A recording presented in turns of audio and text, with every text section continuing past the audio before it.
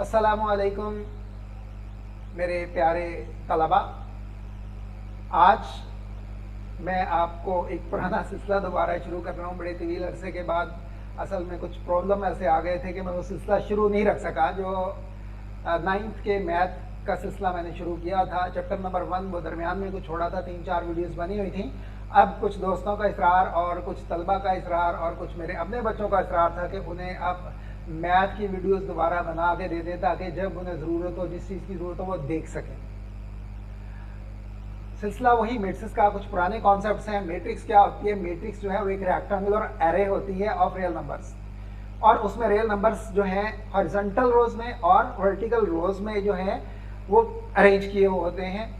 बिल्कुल ऐसे ही जैसे एक रेक्टेंगुलर अगर फील्ड है और बाग है आपके पास, उसमें पौधे लगे हुए होते हैं, आमतौर पे वर्टिकल के तारों में भी होते हैं और हॉरिजॉन्टल के तारों में भी होते हैं। इसी तरह एक जो हमारे पास मैट्रिक्स है उसमें भी रियल नंबर्स जो होते हैं वो हॉरिजॉन्टल रोज के तारों में और वर्टिकल के तारों में भी होते हैं।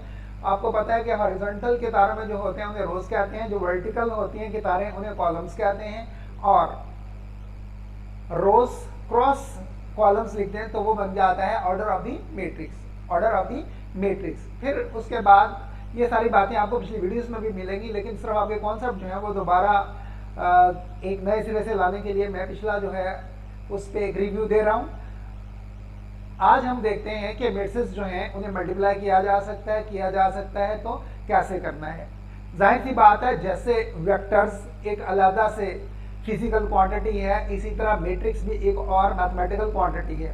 इनके एडिशन को आपने देखा या आप देखेंगे पिछली वीडियोस में, उनके लिंक मैं आपको दे दूंगा कि मैट्रिक्स को जमा कैसे करते हैं। मैट्रिक्स को जमा किया जा सकता है या नहीं किया जा सकता। बिल्कुल ऐसे ही जैसे अगर आपके पास 4 भेड़े हैं, 5 बकरियां हैं और 3 गाय हैं, तो आप कुल कितनी गाय हैं, कुल कितनी भेड़े हैं, कुल कितनी बकरियां हैं, you can't say with certainty.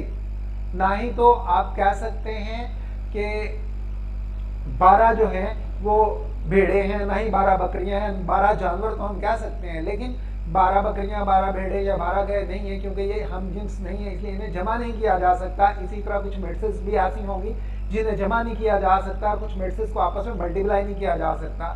जिन्हें मल्टीप्लाई किया जा सकता है उन्हें कहते हैं कन्फर्मेबल फॉर मल्टीप्लिकेशन। उसमें देखना क्या होता है, पहली मैट्रिक्स जिसे दूसरी के साथ मल्टीप्लाई किया जा सकता है उसे उसके नंबर ऑफ कॉलम्स देखने हैं। अगर वो दूसरी मैट्रिक्स के नंबर ऑफ रोज के बराबर है तो हम कह सकते हैं कि फर्स्ट मैट्रिक्स जो है उसका सेकंड मैट्रिक्स से मल्टीप्लिकेशन जो है वो पॉसिबल है। इसे कहेंगे कन्फर्मेबल फॉर मल्टीप्लिकेशन।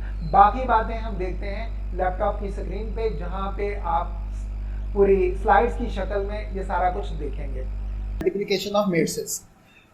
पहली बात तो ये है कि हमने देखना है कि मैट्रिक्स को कैसे, मैट्रिक्स कौन सी मैट्रिक्स हैं जिन्हें मल्टीप्लाई किया जा सकता है, कौन सी ऐसी हैं जिन्हें मल्टीप्लाई नहीं किया जा सकता। जिन मैट्रिक्स को मल्टीप्लाई किया जा सकता है उसे कहते हैं कन्फर्मेबल फॉर मल्टीप्लिकेशन। तो देखते हैं कन्फर्मेबल फॉर मल्टीप्लिकेशन कौन सी मैट्रिक्स होती हैं। अगर हमारे पास 2 मैट्रिक्स हैं, एक मैट्रिक्स है ए और दूसरी मैट्रिक्स है बी, तो दोनों कन्फर्मेबल फॉर मल्टीप्लिकेशन होंगी।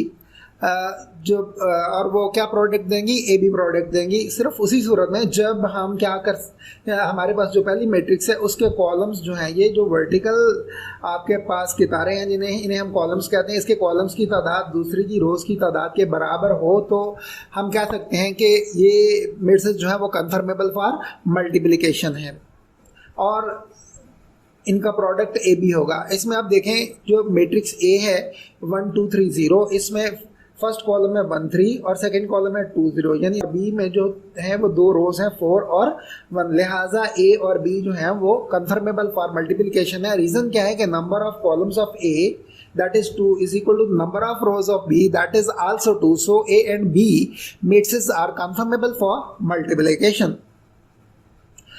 अब हम एक और एग्जांपल लेते हैं। ये मैट्रिक्स हमारे पास जो है इसमें 1 0 पहला कॉलम है, -1 2 दूसरा कॉलम है, और जो दूसरी मैट्रिक्स है उसमें -2 पहली रो है और 3 वाली दूसरी रो है। अब यहाँ पे पहली मैट्रिक्स जो है मैट्रिक्स जो है उसमें 2 कॉलम्स हैं, जबकि सेकंड मैट्रिक्स जो है उसमें 2 रोज हैं, लिहाजा पहली मैट्रिक्स को दूसरी मैट्रिक्स से मल्टीप्लाई किया जा सकता है। Hence these 2 matrix are conformable for multiplication. इसे नेक्स्ट अगर एग्जांपल लें तो वो जो है उसमें पहली मैट्रिक्स जो है इसमें एक कॉलम ये हो गया 1 1 पे मुश्तमिल, दूसरा कॉलम ये हो गया 1 0 पे मुश्तमिल।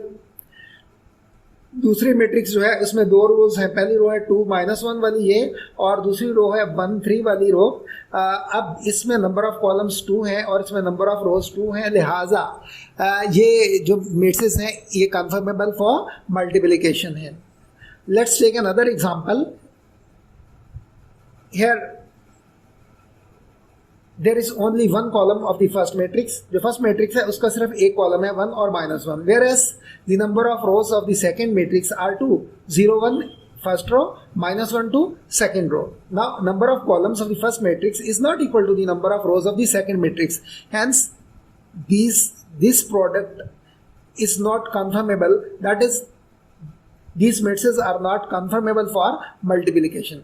Here the number of columns of the first matrix is equal to A and number of rows of the second matrix is 2, hence these matrices are not conformable for multiplication. Let's take another example. इसमें जो first हमारे पास matrix है उसमें 2 columns हैं 1 0 -1 और दूसरा column है 2 -1 2, जबकि दूसरी मैट्रिक्स जो है इसमें 2 रोज हैं 1 0 -1 और दूसरी रो है 0 1 और 2 पे मुश्तमिल। अब number of columns of the first matrix is equal to 2 and number of rows of the second matrix is also equal to 2, hence these 2 matrices are also conformable for multiplication. Let's take another example. Here number of columns of the first matrix are 3. first column क्या है 3 0, second column क्या है 2 1, third column क्या है 1 -1, और इधर देखें तो इसमें रोज कितनी है 1 -1 0 2 -2 and 3. So number of columns of the first matrix is equal to number of the rows of the second matrix, hence these 2 matrices are conformable for multiplication. Let's see how can we multiply the matrices. Multiplication of matrices, it means if we have a matrix A and another matrix B, then we can multiply these 2 matrices. But how? Let's see. If A and B are 2 matrices which are conformable for multiplication, पहली बात तो ये है कि उनका multiplication के लिए confirmable होना जरूरी है। To give a product AB, first element of row 1 and column 1 of matrix A, first element of row 1 and column 1 of matrix A, that is this 1, is multiplied by the first element of row 1 and column 1 of the B, that is 4. ये 4 जो है ये पहले column और पहली रो का element है, तो 1 को 4 से मल्टीप्लाई किया जाएगा। After then second element of the first row and second column of the matrix A, that is 2, it will be multiplied by first element of the second row of the matrix B, that is 2 into 1. इन दोनों products को जब सम करेंगे तो हमारे पास जो resulting matrix होगी उसकी पहली रो और पहले कॉलम की पहली एंट्री बनेगी ऐसे 1 into 4 plus 2 into 1, ये एक सिंगल एंट्री बन रही है। जब हम पहली मैट्रिक्स की पहली रो को पहले कॉलम से दूसरी मैट्रिक्स के साथ मल्टीप्लाई करते हैं तो एक एंट्री बनती है, दोनों प्रोडक्ट के दरमियान प्लस है। अगर 3 एलिमेंट होते तो 3 प्रोडक्ट होने थे और तीनों प्रोडक्ट्स के दरमियान प्लस होना था। तो अगर बी के कॉलम ज़्यादा होते तो फिर ये प्रोसेस हमें आगे बढ़ाना पड़ना था, यानी पहली रो को second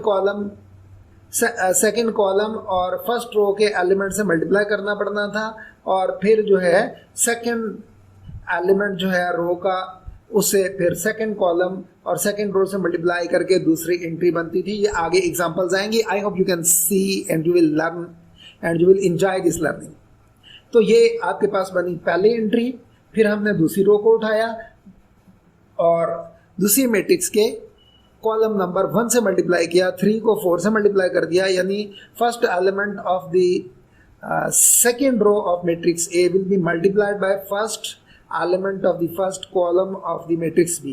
That is 3 will be multiplied by 4 and 0 will be multiplied by 1.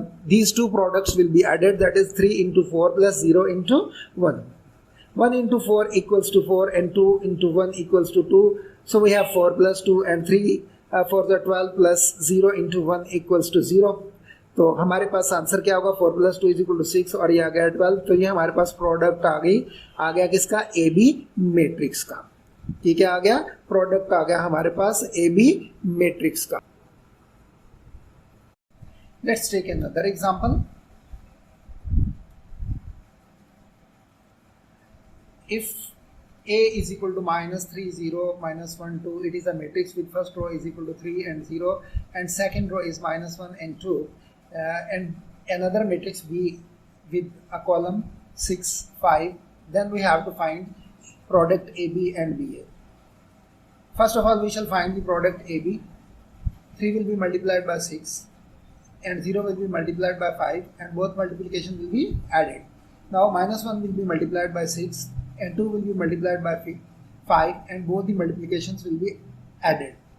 First row, first column, first entry of the first row, first column of the resulting matrix. Second row, first column, second entry of the first column, second row of the resulting matrix. 3 into 6 will result into 18. 3 into 6 will result into 18. 5 into 0 will be 0. -1 into 6 is equal to -6. 5 into 2 is equal to 10. And so we have 18 and 4. AB is equal to 18 and 4. It is the resulting matrix of A into B, that is A. When A is multiplied by B, we get AB matrix, and this is equal to this matrix with single column with entries 18 and 4. Now we can see number of columns of B is equal to 1 and number of row is equal to 2. So B cannot be multiplied by A, that is BA multiplication is not possible. एक और example है multiplication की. पहली matrix जो है वो एक ही रो पे मुश्तमिल है, आपको पता है उसे रो मैट्रिक्स कहते हैं, जबकि सेकंड मैट्रिक्स सिर्फ एक ही कॉलम पर मुश्तमिल है और उसे कॉलम मैट्रिक्स कहते हैं. इसमें नंबर ऑफ कॉलम्स 2 हैं और इसमें नंबर ऑफ रोज 2 हैं, लिहाजा both the matrices are conformable for multiplication. होगा क्या कि पहली रो के पहले एलिमेंट को सेकंड जो मैट्रिक्स है उसकी फर्स्ट रो फर्स्ट कॉलम के एलिमेंट से मल्टीप्लाई किया जाएगा और इस मल्टीप्लिकेशन से हमारे पास क्या बनेगा, फर्स्ट एंट्री फर्स्ट प्रोडक्ट बनेगा. और फर्स्ट कॉलम से मल्टीप्लाई करेंगे तो फर्स्ट एंट्री बनेगी रिजल्टिंग मैट्रिक्स की, फर्स्ट रो और फर्स्ट कॉलम की. चूंकि इसमें सिंगल रो है और सिंगल कॉलम है, सिर्फ एक रो को एक कॉलम से ही मल्टीप्लाई करना पड़ेगा, सिर्फ एक एंट्री बनेगी, यानी 1 into 4 plus 2 into 0 आंसर आ जाएगा आपके पास 4. आप देख सकते हैं कि इसमें नंबर ऑफ रोज कितनी है 1, इसमें नंबर ऑफ कॉलम्स कितने हैं 1. तो जो रिजल्टिंग मैट्रिक्स होती है उसमें पहली मैट्रिक्स जो होती है उसकी नंबर ऑफ रोज और दूसरी का नंबर ऑफ कॉलम्स लेते हैं, तो वो जो रिजल्टिंग मैट्रिक्स होती है उसका ऑर्डर बनता है. तो इसमें रोज कितनी है 1 और इसमें कॉलम कितने हैं 1, तो रिजल्टिंग मैट्रिक्स जो है उसका ऑर्डर क्या है 1/1.